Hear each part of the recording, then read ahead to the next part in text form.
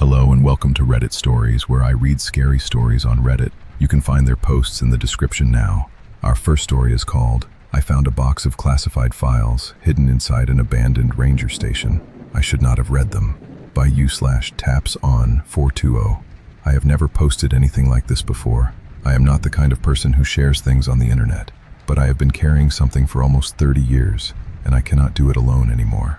In 1996, I was working as a contractor in northern Arizona, mostly repair work, cabins, fire towers, old ranger stations, the kind of jobs nobody else wanted because they were too far from anywhere and paid next to nothing. In October, I got a call from a Park Service office asking if I could spend 2 weeks repairing a ranger station deep in the mountains. They said the place had been abandoned since the late 70s. Nobody told me why. The station was about 40 miles from the nearest paved road. No power. No phone line, just a dirt track through pine forest and canyon country. The building was worse than they described. Half the roof had collapsed. The walls were black with mold, rat nests and everything. The place felt wrong from the moment I stepped inside. Not haunted. I do not believe in that. Just heavy, like the air had not moved in a very long time. On the third day, I was pulling rotten shelving out of the station office. Behind the shelves, I found a door, narrow, set into the wall like it was built with the station and then covered up later. The hinges were rusted shut.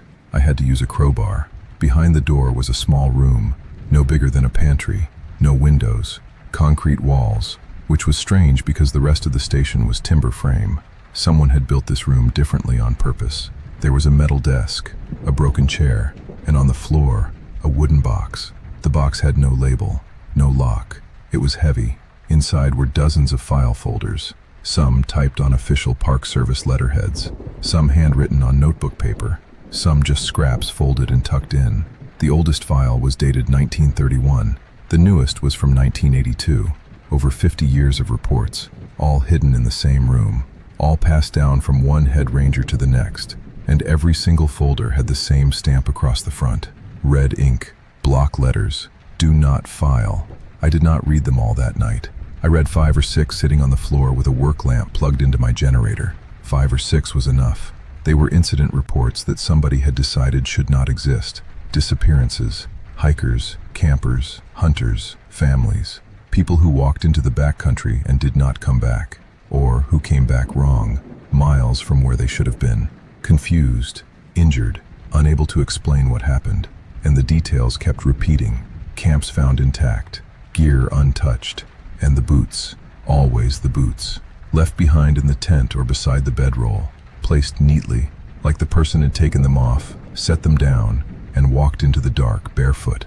Not once, not twice, across decades, across different parks, different rangers writing the reports years apart, none of them knowing the others had seen the same thing, but someone knew. Someone collected these files and hid them behind a wall and stamped every one of them with the same words. I should have put the box back. I should have sealed the room and driven home. Instead, I loaded the box into my truck. Something happened on my last morning at that station. I woke up early, maybe 5:30. I stepped outside and looked down at the ground in front of the door. The dirt was soft. I had been tracking my own boot prints in and out for days. I knew what my prints looked like. These were not mine. They were bare feet. Bare footprints starting about 10 feet from the front door, not coming toward the station, leading away. Toward the tree line at the edge of the clearing. They crossed the clearing in a straight line and disappeared into the trees. There were no prints coming back. I was 40 miles from the nearest road. I had not seen another person in 4 days. I finished the job. I did not sleep well. And when I drove out, the box was in the back of my truck. I never handed it over. I never told anyone what I found. Not until now. I have carried this box for almost 30 years. I have gone back to it dozens of times. Read more of the files, compared them, found patterns that span decades and stretch across the entire country. The boots, the distances that do not make sense, the caves that nobody wants to talk about, and the people who try to report what they saw and were quietly moved aside. People are still going missing, every year, the same way, in the same kinds of places. I have started recording myself reading through these files, all of them, in order. I need there to be a record that cannot be stamped and buried. You can find the recordings. I do not know if anyone will listen, but they are there. I will change the names, the locations, the dates, Some of the people in these files still have families, but the stories themselves stay, because somebody should know. These are the buried archives. Now our second story is called The Last Notification by u/aggressive-path-9117. I've been staring at my phone for 3 hours now. It began as a normal Tuesday night.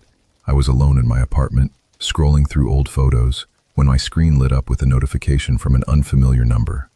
"I see that your light is still on." I froze. I replied, "Who is this?" The response arrived in less than 2 seconds. "Someone who has been following you for a long time." My stomach dropped. I walked to my window and pulled the curtain back slightly. Nothing but a dark, empty street and a single flickering lamppost 3 buildings down. I texted, "This is not funny. Stop. You are wearing a gray shirt, the one with a small tear at the collar." I looked down at my shirt. There was a tear at the collar. My hands began shaking so violently that I nearly dropped my phone. I rushed to every window in my apartment and locked every door. I called the cops. They stated that they would send someone to check the area. While I waited, I sat in the corner of my bedroom, lights turned off, trying to control my breathing. Then my phone vibrated again. It was smart to turn off the lights, but you forgot about the one down the hall. I hadn't told anyone I turned off the lights. The police arrived 20 minutes later. They searched both the building and the street. They found no one.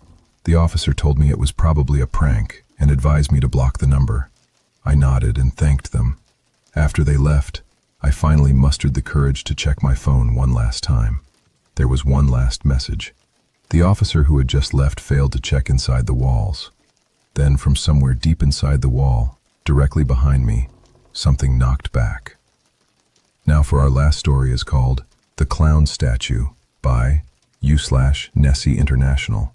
"Clown statue's creeping me out. Please let me cover it," the babysitter complained over the iPhone, before conceding defeat when her employer's harsh words invaded her ear. The giant clown statue in the corner continued staring, as if mocking her for not being allowed to come within 10 feet. A vintage poster on the wall spoke of her boss's history, which everyone in Lake Placid, Florida knew. A jolly man who was a famous clown in his heyday. Not to mention his late wife was a clown too, and together they traveled across the U.S. to give highly acclaimed performances. Now he has been devoting his life into caring for his 5-year-old grandson Alex, whose parents were often in a major U.S. city cutting million-dollar deals. A light stench hung in the air. Ignoring it, the babysitter played Subway Surfers. A pat on her shoulder made her jump. Turning around, she heaved a sigh of relief. Just little Alex wanting to sleep in the living room because of nightmares. As Alex dozed off, the babysitter noticed something landing on the coffee table. A maggot. Looking up, she screamed and rushed out of the house, carrying Alex. Maggots were crawling out of the clown statue's eyes. An hour later, as Lake Placid police stormed the house at 400 South Oak Avenue, the babysitter's boss confessed. The clown statue was his wife's corpse embalmed in wax. He missed her and wanted to continue looking at the clown he loved. Well, those were our stories for today. I hope you enjoyed listening to them. Like and subscribe if you want to hear more. Till then, have a good night, everyone.